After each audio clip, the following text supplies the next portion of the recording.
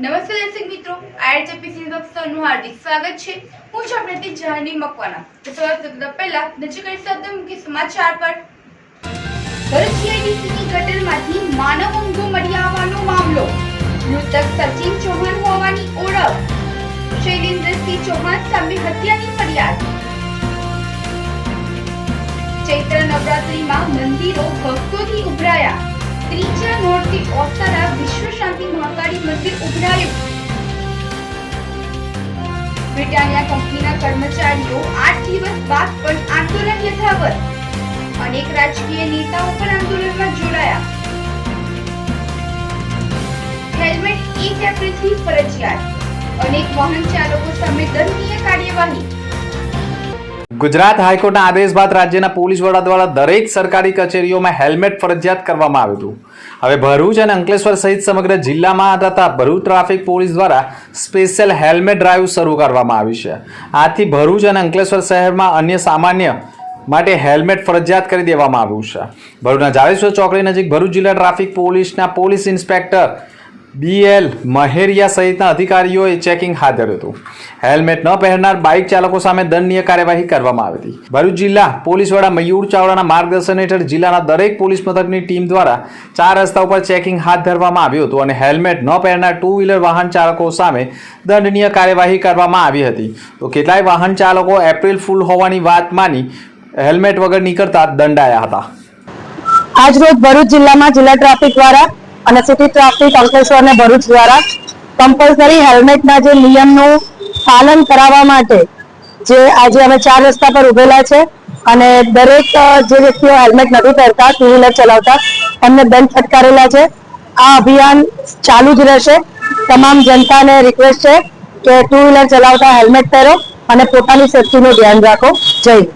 Bharuch GIDC વિસ્તારમાં ગટરમાંથી માનવ અંગના ટુકડા મળવા મામલે આખરે મૃતકની ઓળખ થતાં મૃતકના ભાઈ મોહિત ચૌહાણે પોલીસ ફરિયાદ નોંધાવી છે, જેમાં તેઓએ આક્ષેપ કર્યા છે કે મૃતક સચિન પ્રવીણસિંહ ચૌહાણ છે, જે ફરિયાદીનો ભાઈ છે, તે છેલ્લા ઘણા સમયથી ભરૂચની શ્રવણ ચોકડી નજીકની વેદાંત સોસાયટી મકાન નંબર B32માં પત્ની અને બાળક સાથે રહે છે અને હાલમાં જ તે દહેજ ખાતેની ફોર્મેટ કંપનીમાં નોકરી કરે છે અને તે તેના મિત્ર શૈલેન્દ્રસિંહ વિજય ચૌહાણ જે વતનમાં ગામની બાજુમાં આવેલા જોગીપુરા ગામનો છે, તે છેલ્લા 10 વર્ષથી ભરૂચ ખાતે રહી નોકરી કરે છે અને મૃતક સચિનને પોતાના જમણા હાથના કાંડાની વચ્ચે અંગ્રેજીમાં ક્રોસિંગ રાઇટિંગમાં સચિનનું છૂંદડું પડાવેલ અને તેને દાંતમાં પણ દુખાવો હોવાના કારણે દાંતની ટ્રીટમેન્ટ પણ કરી ક્રેપ કરાવેલ હતી, જેથી તેની ઓળખ સરળથી થઈ છે। મૃતક સચિન ચૌહાણ સાસરીમાં લગ્નનો પ્રસંગ હોય તારીખ 1/3/2025ના રોજ પત્ની પારુલબેન તેના દીકરા સાથે ઉત્તર પ્રદેશ વતનમાં ગયા હતા અને લગ્ન પ્રસંગ પતાવી 6/3/2025ના રોજ ફરિયાદીનો ભાઈ સચિન તેની પત્ની તથા દીકરાને પિતાના ઘરે મૂકી ગાંજિયાબાદથી પરત ભરૂચ આવેલ અને મૃતકની પત્નીને ટિકિટ બુક કરાવી હોય તે પણ તેમના પતિ સચિન ચૌહાણે નહીં મોકલી હોવાની જાણ ફરિયાદી મૃતકના ભાઈને કરી હતી, જેથી તપાસ કરવામાં આવતા તેના મોબાઈલ ઉપરથી મેસેજ આવતા હોય કે તેના મિત્ર સાથે બહાર જાય છે અને તેની એક્ટિવા ABC ચોકડી પાસે મૂકવામાં આવ્યું છે। 9/29/2025ના રોજ ફરિયાદીના ભાઈના ઘર નજીકથી ગટરમાંથી માનવ અંગો મળતા હોય જે અંગેની જાણ થતાં તેઓ ભરૂચ આવી તપાસ કરતા માનવ અંગના હાથ કોણી નીચેના ભાગ ઉપર સચિન નામનું ટાઇટલ હોય અને તે પણ નાશ કરવામાં આવ્યું હોય, પરંતુ નામની બાજુમાં 3 ટપકા હોય તેની ઉપરથી ઓળખ થતાં જ તેમજ મૃતકને લોકો ટપકા તરીકે ઓળખતા હોય, જેથી મૃતક સચિન ચૌહાણ હોય અને તેમના વતનમાં એક ગામમાં રહેતા હાલના ભરૂચની ઈલાબેન બિપિન રાજના મકાનમાં હરિધામ સોસાયટી તુલસીધામમાં રહેતા શૈલેન્દ્રસિંહ વિજય ચૌહાણ તેમની હત્યા કરી હોવાની શંકાના આધારે પોલીસે હત્યાનો ગુનો દાખલ કરી આરોપીની ધરપકડના ચક્રો ગતિમાન કર્યા છે।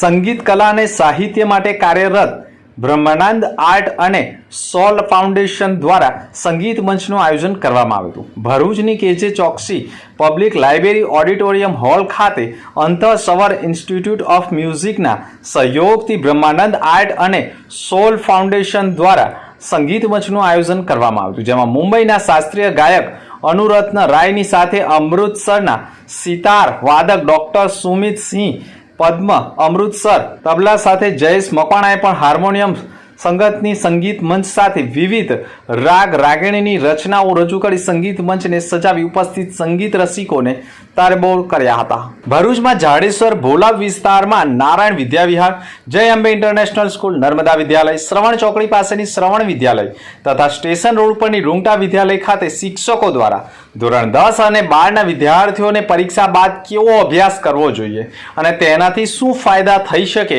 અને વિદ્યાર્થીઓની પણ મૂંઝવણ દૂર કરવા માટે શિક્ષકો સેમિનાર થકી વિદ્યાર્થીઓનું મનોબળ વધારવાનું કામ કરી વિદ્યાર્થીઓ વધુ શિક્ષિત બને અને પગભર બને, આત્મનિર્ભર બને તે હેતુથી શિક્ષકોએ પણ અનોખો સેમિનાર થકી વિદ્યાર્થીઓને માર્ગદર્શન આપી રહ્યા છે અને વિદ્યાર્થીઓનું મનોબળ પ્રોત્સાહન વધારવાના પ્રયાસો કરવામાં આવી રહ્યા છે. વાલિયા યુથ પાવરની ટીમે હડતાળ ઉપર ઉતરેલા બ્રિટાનિયા કંપનીના કર્મચારીઓને સમર્થન આપી તેઓની માંગ સંતોષવાની કરી છે.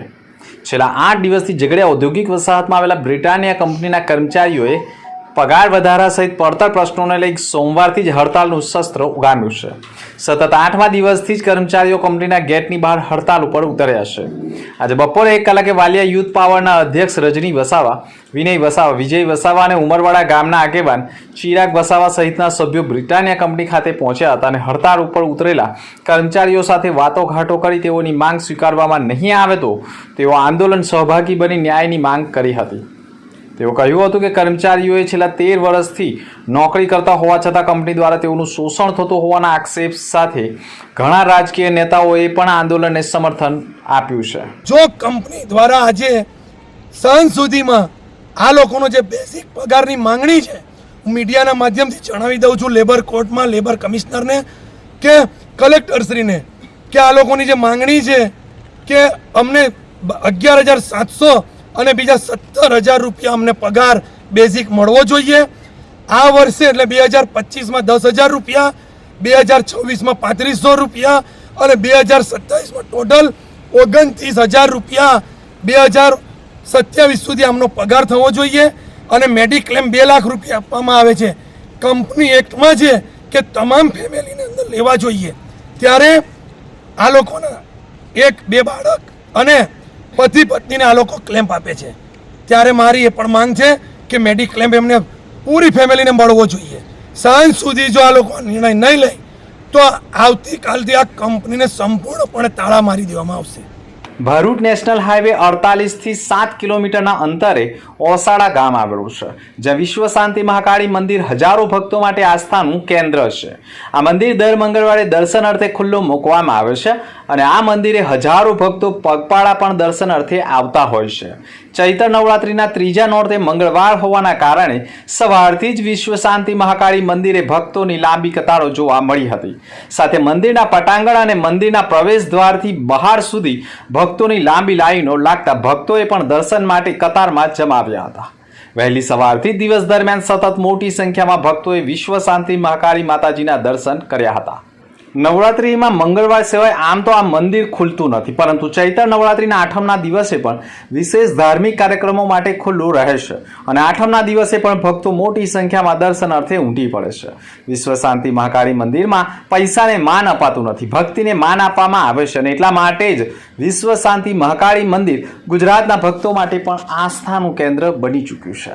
ભરૂચ તાલુકાના દેતરાલ ગામે ગામના સરપંચ નોફલ પટેલ દ્વારા રમજાન ઈદના દિવસે ગામમાં કોમી એકતા જળવાઈ રહે તે હેતુથી રમજાન ઈદ સ્નેહ સંમેલનનું આયોજન કરવામાં આવ્યું, જેમાં સવારે મોટી સંખ્યામાં મુસ્લિમ બિરાદરો સાથે અન્ય ધર્મના લોકો પણ જોડાયા હતા અને એકમેકને ઈદ મુબારકબાદી પાઠવી કોમી એકતા અને ભાઈચારો ગામમાં જળવાઈ રહે તેવી શુભેચ્છાઓ સાથે ઈદ મુબારક કરી હતી. સમગ્ર ગામમાં રમજાન ઈદની ઉજવણી ઉત્સાહ અને ઉમંગ સાથે કરવામાં આવી હતી. ભરૂચ જિલ્લાનું પ્રથમ એક એવું ગામ હશે કે જે ગામમાં સરપંચ દ્વારા રમજાન ઈદના દિવસે સ્નેહ સંમેલનનું આયોજન કરવામાં આવતા લોકોમાં કોમી એકતા અને ભાઈચારો જળવાઈ રહે તે હેતુથી એક મંચ ઉપર સ્નેહ સંમેલનનું આયોજન કરાયું હતું. તમામ ગામોમાં પણ તમામ તહેવારો કોમી એકતા અને ભાઈચારા સાથે મનાવવામાં આવે તેવો સંદેશો દેતરાલ ગામેથી સામે આવ્યો હતો. અંતર્મુખી સમાચાર પર ફરી એક નજર. ભરૂચ જીઆઈડીસીની ગટરમાંથી માનવ અંગો મળી આવવાનો મામલો. મૃતક સચિન ચૌહાણ હોવાની ઓળખ. શૈલેન્દ્રસિંહ ચૌહાણ સામે હત્યાની ફરિયાદ. ચૈત્ર નવરાત્રિમાં મંદિરો ભક્તોથી ઉભરાયા. ત્રીજા નોરતે ઓસાડા વિશ્વ શાંતિ મહાકાળી મંદિર ઉભરાયું. બ્રિટાનિયા કંપનીના કર્મચારીઓ 8 દિવસ બાદ પણ આંદોલન યથાવત. અનેક રાજકીય નેતાઓ પણ આંદોલનમાં જોડાયા. હેલ્મેટ 1 એપ્રિલથી ફરજિયાત. અનેક વાહન ચાલકો સામે દંડનીય કાર્યવાહી. તો આ હતા સમાચાર. આવતીકાલે ફરી મળીશું નવા સમાચાર સાથે. નમસ્કાર.